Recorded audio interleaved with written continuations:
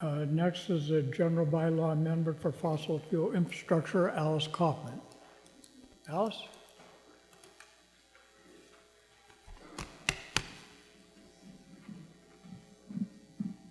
Hi there. I'm Alice Kaufman, 1615 Lowell Road, and I'm speaking for the Select Board on this one this evening. Good evening. Let's see some slides. It's coming. I can see them there. Oh, there we go. So let's go forward.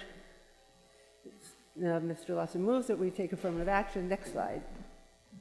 So this article seeks to limit the expansion of fossil fuel infrastructure in Concord by requiring all new construction and major renovations to be fossil fuel free.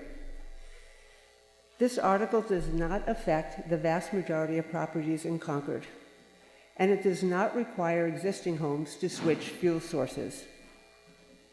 This measure is the logical next step to ensure that Concord can achieve its stated goals voted in by town meeting in 2017 in Article 51. That article, as you heard from Brian, compels Concord to meet both the Paris Climate Accord and the state's Global Warming Solutions Act. Next slide. From fires ravaging Australia to island nations at risk to fires and catastrophic flooding in this country, there's little doubt that we face a climate emergency. We have a global imperative to take immediate steps for our own survival. Reversing these devastating impacts of a changing climate requires major transformations to global society. Next slide, please. The Energy Futures Task Force report to the Select Board in 2017 established a reliable, equitable, and environmentally sound energy plan that made sure that the Concord Municipal Light Plant would have long-term viability. The plan also requires that they address climate change, be integrated into the strategic plan of the light plant, and it promotes intergenerational equity. The goal, the next slide, I think, or maybe not, yeah. So the goals of the plan that were also included called for 25% reduction in greenhouse gas emissions by 2020, 80% reduction in greenhouse gas emissions by 2050, and a commitment to 100% non-carbon emitting electricity by 2030. These are all steps that we are moving forward on at the light plant and throughout town. The next slide, please. Concord has a threefold strategy to reduce greenhouse gas emissions. Brian spoke about electric vehicles. So it's a combination of energy efficiency, of a shift to renewable energy supplies, which we are doing, and electrification of our cars, homes, and buildings. The Concord Municipal Light Plant has integrated these goals into their strategic plan, and they are pursuing opportunities to meet the commitment for 100% non-carbon emitting electricity through the purchase of renewable energy and renewable energy credits. At the end of 2018, Concord had achieved a 56% non-carbon emitting fuel mix and is well on its way to meeting its goal. The Light Plan strategic plan includes what's called beneficial electrification and follows on the heels of a successful program in town to help move customers from oil heat to a cleaner burning, high efficiency electric heat pump. Next slide, please. So why Article 40? It is to protect the health, safety, and welfare of town residents from harmful effects of air pollution and greenhouse gas emissions contributing to climate change, and from fuel leaks and explosions that threaten town residents. Next slide. The town's consulting report states that 60% of our emissions come from the built environment. More than a third of our greenhouse gas emissions come from natural gas and fuel oils used for heating and for hot water. Next slide. This article seeks to limit the expansion of natural gas infrastructure, new construction, and major renovations. Major renovations are increasing the size of a home by a building by 50% or greater. Allowing new fossil fuel infrastructure commits us to increased air pollution and increased greenhouse gas emissions for the next 30 to 50 years while the pipes are in the ground. While limiting new greenhouse gas emission sources for heat and hot water in new construction seems small to the magnitude of the problem, it starts to build the future that we all want. The requirements of Article 40 apply to all new construction for which a building permit is required. It also applies to renovations that increase the size of the original building by 50% or more. Next slide, please. So can a waiver be granted? The article allows for waivers to the provisions of the bylaw, providing that the applicant demonstrates technical or financial impediments that would make the project infeasible. Specifically stated in the bylaw are provisions that affordable housing would be eligible for a waiver, as well as the use of cook stoves in commercial kitchens. Next slide, please. Exempt from the bylaw are fuel pipes for the use of as purpose for just backup of electrical generators, and for portable propane appliances like those used for outdoor cooking and heating. Those are exempted from the bylaw. Next slide. Is there an appeals process? Yes. While the building commissioner issues the building permits, the town manager in this bylaw is responsible for determining who or what body will A, enforce the bylaw, and B, hear and resolve complaints of a permit denial. Next slide, please.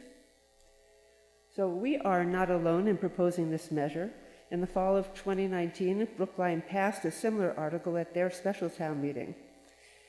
Belmont, Newton, Lexington, and Arlington are all anticipating similar measures at upcoming town meetings. And the last slide is the same as the second one. Select Board urges affirmative action.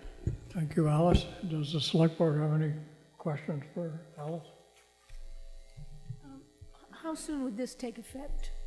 So we talked with Brookline this week. They have not yet heard from the Attorney General's office on whether the language of the bylaw that they passed has been approved by the Attorney General. So if that was November, December, January, February, that's 3 months they haven't heard. We're estimating or guesstimating that it'll take some number of months before we hear affirmatively from the AG's office. So I'm optimistic that sometime towards the end of 2021, we will have in place a bylaw if passed by town meeting, the AG's approval, the town manager's commitment and ability to set up the committee that will be the appeals board. Right, the number of things have to happen, like the building inspector has asked for a building checklist against which he could determine whether a building permit should be permitted or denied. So there are a number of steps that realistically will probably take close to the end of 2021 to put in place. Thank you. Are there any additional questions? Thank you very much. Oh, sorry, Ruth? Yeah.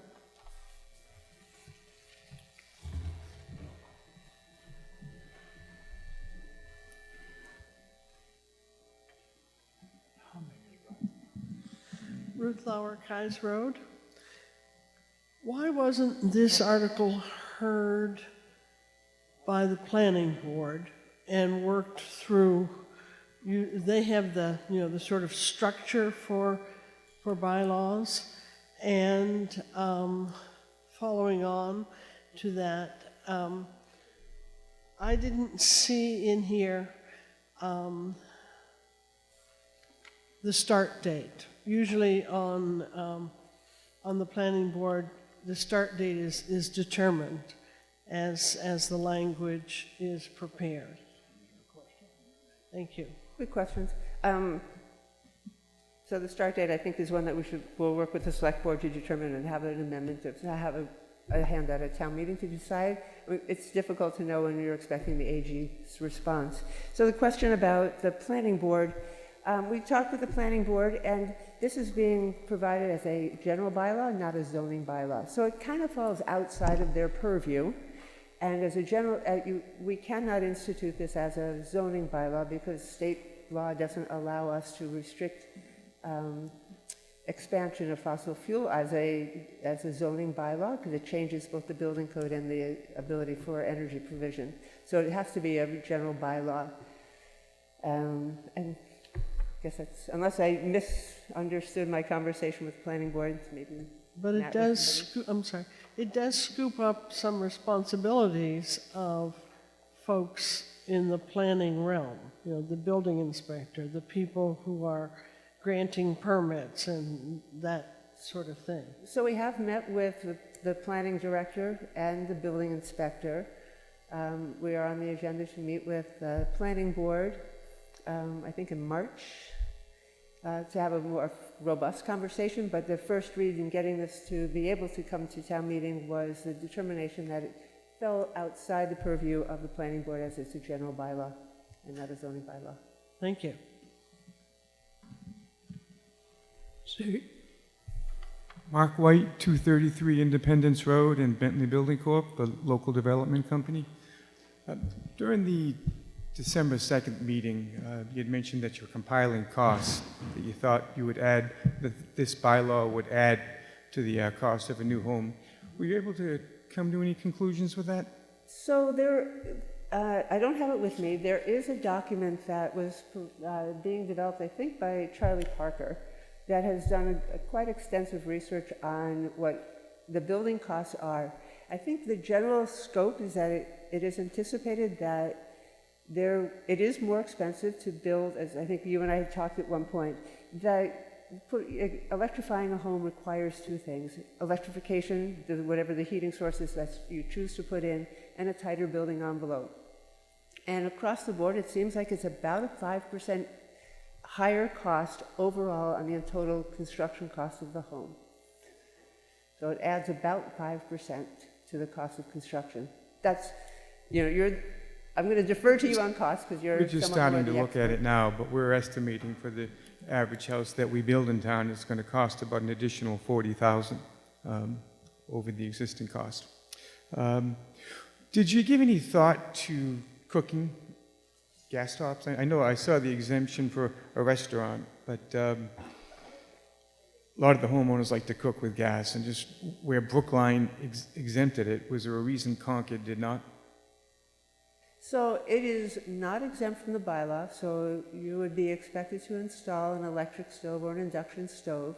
I think that we will take under advisement your suggestion that we consider whether a propane gasification stove would be acceptable under the bylaw. As it's written, it's not, but we might be willing, I think we should discuss that. And I think if that makes or breaks your ability well, to how's build. that process? When you say we should talk about that, who talks about that? How does it get to the... So this is one place we take it under advisement. We talk about whether, I think, so other people know, Mark and I had a conversation, and his point was very well taken, that the amount of the greenhouse gas emissions from a single cook stove in a house is marginal to the cost of having an all fossil fuel burning home, and that would we consider the use of propane, which would otherwise be not permitted, whether that would be considered a possibility under the bylaw, at least in the short term. And it seemed reasonable to me, but I haven't had a chance to talk with the select board yet. And one other thing was with gas fireplaces,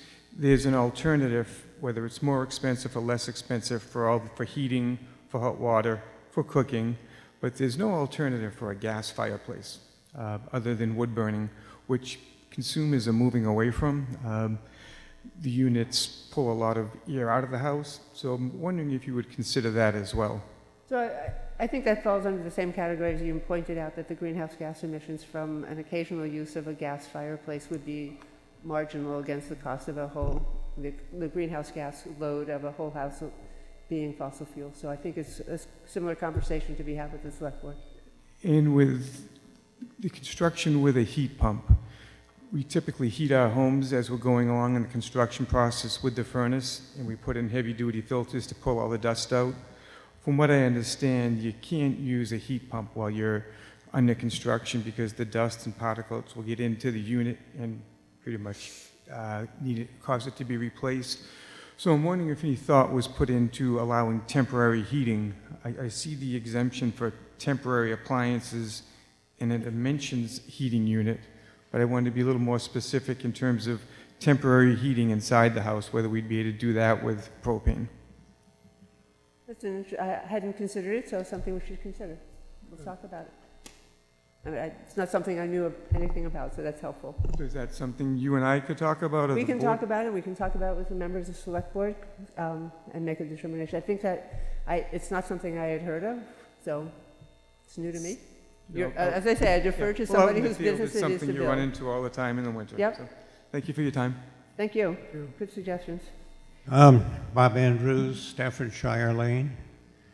I'm having some, concern about the exceptions, that are, going to be made to the, to the bylaw.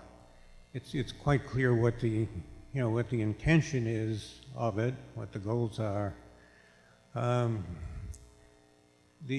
I understand it, the town manager is going to be the guy with the last word on this as to whether things, are or are not in compliance with the bylaw, or whether there's some exception that needs to be made to the bylaw because of some special circumstance. Are there any, criteria, or is there any thought to giving, the town manager criteria to work with in making those decisions about exceptions? The bylaw actually doesn't have the responsibility lie with the town manager. It requires that the town manager create the mechanism to hear complaints and resolve disputes over a denied permit. And so I suppose he could do that on his own, but I would advise that he set up a good, smart board of people who know about this industry to help make that decision, and that builders that somebody from, at least one builder, or somebody whose business it is to know this, would be on that committee. I'm sorry for speaking on your behalf, Stephen, but I hope that was accurate. Thank you, Alice. Okay, thank you.